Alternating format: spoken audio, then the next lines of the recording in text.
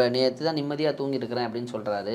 So ஒரு மன நிம்மதி கிடச்சிருக்குங்கிறாரு இல்லையா? அப்படின்னு இந்த கூட்டமும் மகளிர் மாநாட்டை வந்து ஒரு வெற்றிகரமான மாநாடு, மழை வேற பெஞ்சது, ஒரு வெற்றிகரமான மாநாடு தானே நடத்தி முடிச்சிருக்கிறாரு. புது அரசியல் வாரிசு அனௌன்ஸ் பண்ணுறதுக்கான ஒரு சூழல் மாதிரி தான் நாங்கள் அமைதியா. இதில் உங்களுக்கு ஒரு ரகசியம் சொல்கிறேன், கேட்டுங்க.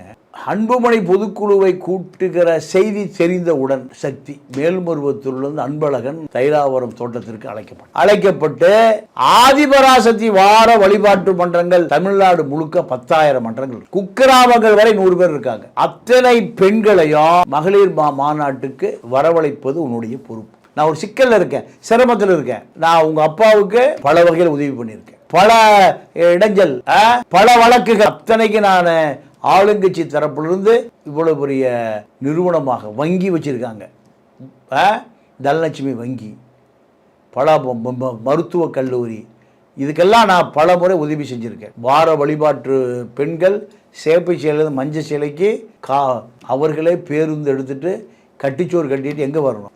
மகளிர் மாநாட்டுக்கு வரணும். இதுதான் உடைய பொறுப்பு. இதுதான் கூடிய கூட்டம். அப்படி வந்த கூட்டம் தானா? அப்படி வந்த கூட்டம் தான்.